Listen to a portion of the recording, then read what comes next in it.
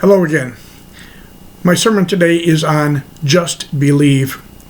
Let me start with the question, why is it so hard for us to just believe? It seems like there's so many times where we get distracted by other things in life and we forget what we're believing in, and that we ought to address our life from the beginning with faith. A classic example of that would be Solomon. On his deathbed, David tells Solomon, and this is found in 1 Chronicles chapter 28, verse 9, "And you, my son Solomon, acknowledge the God of your father, and serve him with wholehearted devotion and with a willing mind. For the Lord searches every heart and understands every motive behind the thoughts. If you seek him, he'll be found by you." Let me say that part again. If you seek him, he will be found by you. But if you forsake him, he'll reject you forever. Solomon understood this, that his father told him, and he believed.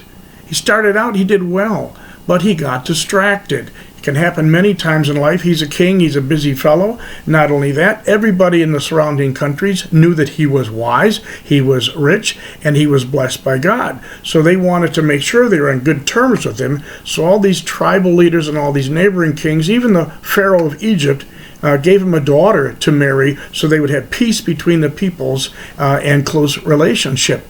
Solomon ends up having 700 wives, and Solomon also had 300 concubines. He got distracted, and so later in life he starts to love these people. And Christians should marry other Christians, because otherwise you might fall in love with something that's going to take you from Christ.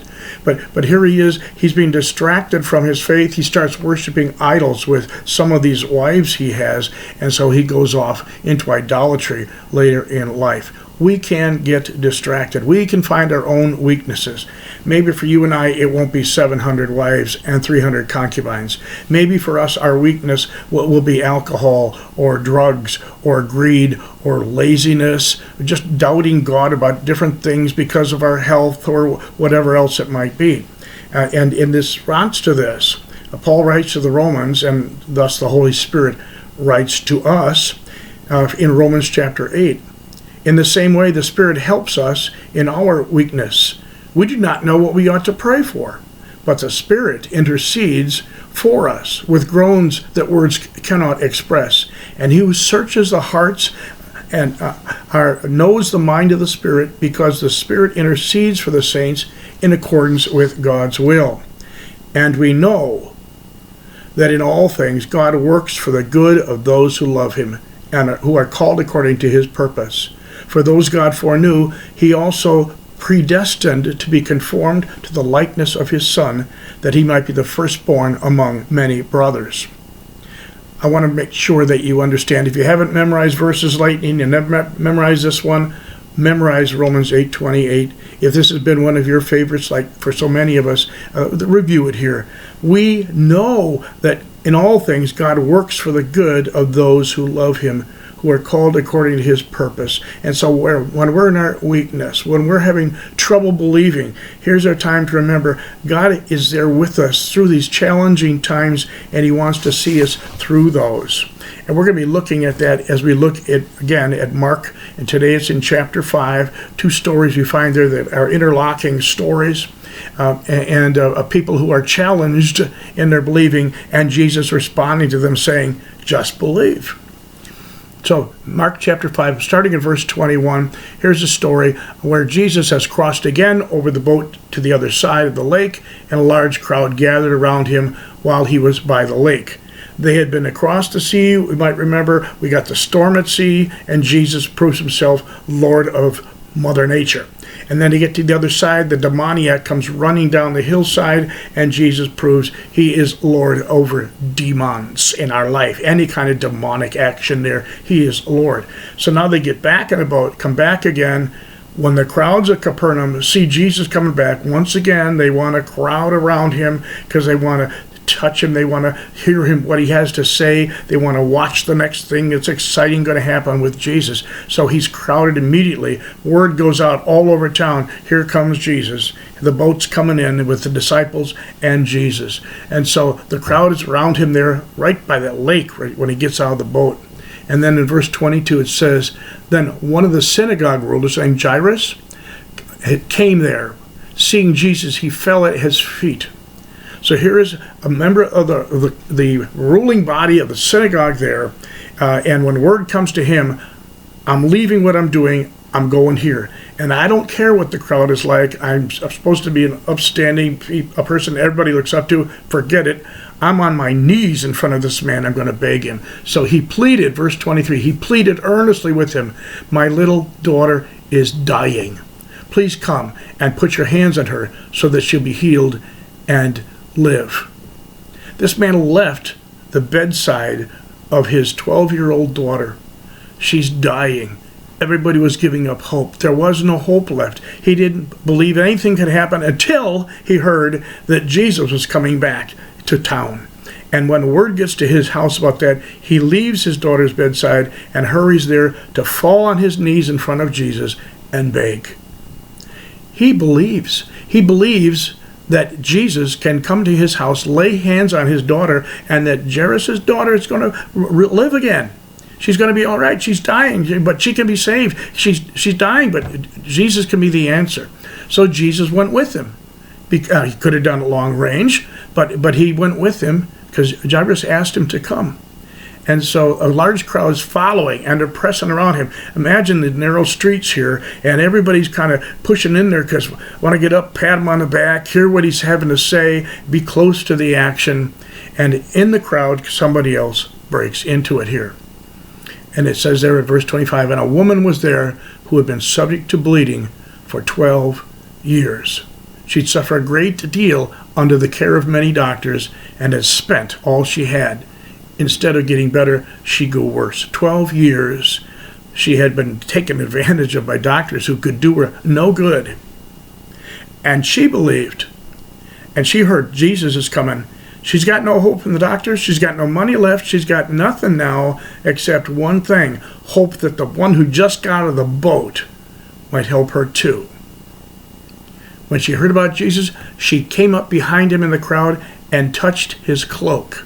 Now we'll get into the nitty-gritty of that in just a moment. She touched his cloak because she thought, if I just touch his clothes, I will be healed. She believed this. And when we look at other translations, we'll see that we need to add a little more to what we just read here.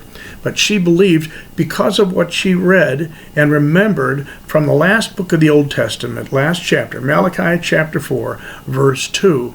It says that when the Son of Righteousness comes, he'll have healing in his wings. Now, back from the time of Moses, the instruction was that all the Jews were supposed to wear on their robes, on the corner of their robes, tassels down here. I'll read it from Numbers chapter 15 if you want to check this out. Numbers 15, verse 38. God speaking to Moses says to him, speak to the Israelites and say to them, throughout the generations to come, you are to make tassels on the corners of your garments with a blue cord on each tassel. We're talking about a kanof. There's something that's a Hebrew word for it. You're supposed to be having these tassels, including some blue in there, on the corner of your garments. And so that was going on from the time of Moses, and so now obviously past the time of Malachi and into the time of Jesus throughout all generations. I got one of my robes on today, and you notice at the bottom we've got ourselves some tassels here at the bottom with some blue in there as well. So you're just being obedient to the word that it says we're supposed to have these tassels there. The kanof is supposed to have blue. You're supposed to have tassels. Why? Because God said so. But she takes the law there given to Moses and applies it with the verse from Malachi saying that when the Son of Righteousness comes, he's going to have healing in his wings, because that kanof, that means the wing. These were called the wings of the garment, because they kind of fluttered around there in the end. They were called the wing. And so she interpreted it saying, if I but touch the hem of his garment, the corner of his cloak, if I can get to that tassel of the one who is the Son of Righteousness, I'm going to be healed because he has healing in his wings. And so she wants to sneak through the crowd there. And so that's what she does. She came up behind him and touched his cloak. If I but touch his clothes, I'll be healed. Verse 29, immediately her bleeding stopped, and she felt in her body that she was freed from her suffering. And so the crowd's going along there, and all of a sudden, she makes this move. She gets the power. She gets healed in the crowd. Some might be having to go around her, but others aren't paying attention to that. But Jesus was. Verse 30. At once, Jesus realized that power had gone out from him. He turned around in the crowd and asked, "Who touched my clothes?" You see the people crowding around you, his disciples said, and yet you can ask, "Who touched me?" But Jesus kept looking around to see who had done it. Everybody's baffled by it. Well, about 170 some people touched you, Jesus. What are you talking about? But he was looking for one in particular. A lot of people touched him, but only one got power. Somebody who was looking for that in obedience to what God's word has said. So he's staring around looking what happened. Verse 33, then the woman, knowing what had happened to her, came and fell at his feet, and trembling with fear, told him the whole truth. Why is she trembling at fear now? Because she hadn't asked first. What if Jesus is going to take the healing back, and she's going to spend more years in the suffering of this bleeding problem she's had? Her faith is wavering. She believed that she could get healed this way, but now what? What's going to happen now? And so she tells him the whole truth. Now keep in mind, Jesus had been on the road, walking with Jairus, going to his house to heal the daughter, but the woman now has interrupted things, and she's telling, pardon me if this sounds sexist, she's telling the whole truth. And it's going to be the story of her life, the 12 years of suffering with all these doctors and everything like that. And so Jesus is patiently listening, and I imagine Jairus is impatiently listening, hoping that she can get done here pretty soon. But the woman is frightened. Am I going to lose my healing here? Verse 34, he said to her, daughter, your faith has healed you. Go in peace and be freed from your suffering. It ain't coming back, lady. No, it's not going to. Why? Because you've been healed. And Jesus is promising something. It didn't happen because there's magic in the tassel. That's not where the magic is. There's no magic at all. It's God's power through faith. Just believe. Now, this isn't an isolated incident like this. I'm jumping forward a chapter just to give you chapter 6, verse 56. And whithersoever he entered into villages or cities or the country, they laid the sick in the streets and besought him that they might touch as if it were but the border of his garments. And as many as touched him were made whole. The experience she had, others later had, because they found it was true.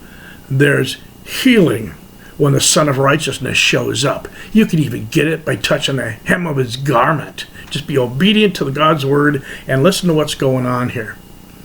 While Jesus was still speaking, some men came from the house of Jairus, the synagogue leader, and they were rather rude, abrupt, and mean-spirited.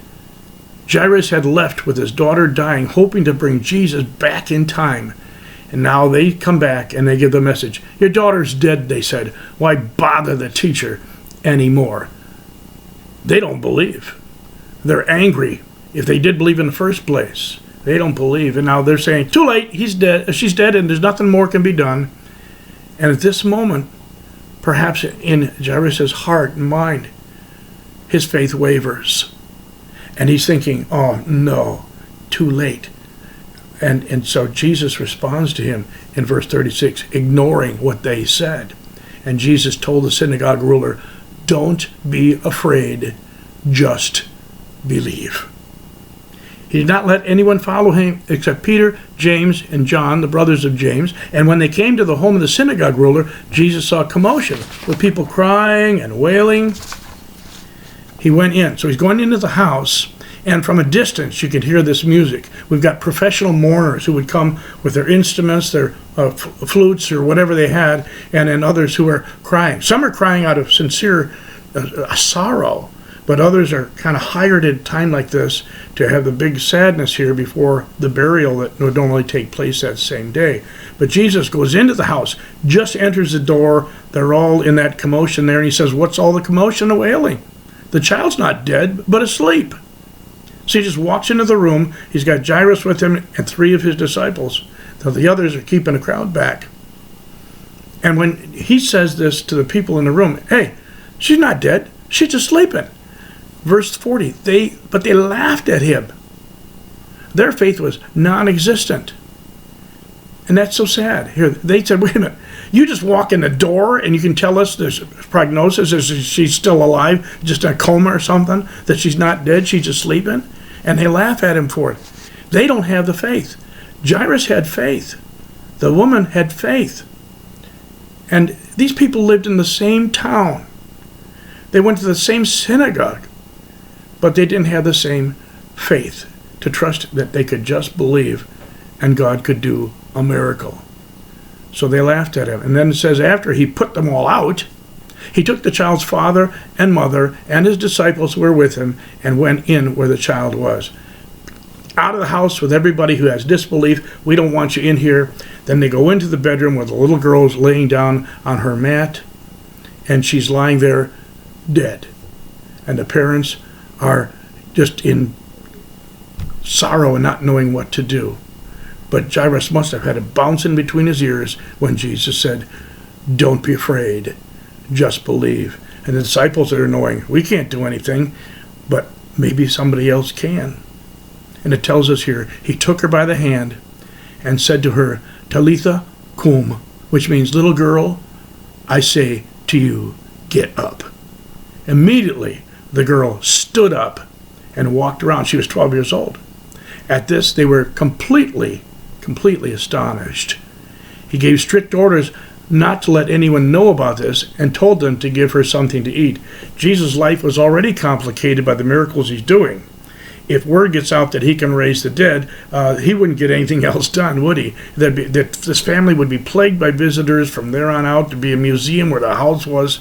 It'd be rough. So he says, let them all think that maybe she was just in a coma or something, a misdiagnosis. So give her something to eat and don't tell anybody. In the last chapter, we saw Jesus, the storm stiller. He's the Lord of nature and can calm a storm. He's the Lord of demons, and here we find him to be the Lord of sickness and the Lord of death, even of that too. He handles 2 12-year-old problems, the woman's bleeding with her lingering medical condition and the girl's death. Jesus is Lord. Just believe. It's as simple as that, and we can make it too complicated. We have here 2 people who are at the end of their ropes, Jairus and this woman with her bleeding problem. They finally turn to Jesus. So often in life, we wait too long, don't we? We finally turn to Jesus to get help. Like the thief on the cross, last day of his life. And yet here too, Jesus was ready to respond and say, yes, today you can be with me in paradise. Like many in our day, foxhole Christians, soldiers who are in a foxhole and they're afraid for their lives and they're ready to talk to God about it. So people with hearing about a terminal diagnosis, people in an emergency room after an accident, all kinds of situations where people are at the end of their ropes and they're finally willing to turn to him. And the question is, why wait? This is what we should tell others. Why wait? We've come to know the joy of knowing Jesus and serving him every day. And the blessings of belonging to the family of God are awesome. We shouldn't anybody linger outside of that. If there's any way at all, we could bring them inside the fold to knowing God's love on a daily basis. If somehow you've been kind of forgetting that yourself, I remind you, the message is for you. Just believe. And if somehow you're around somebody else who's struggling, that's God's message to them through you. Tell them too, even here, just believe. God bless you.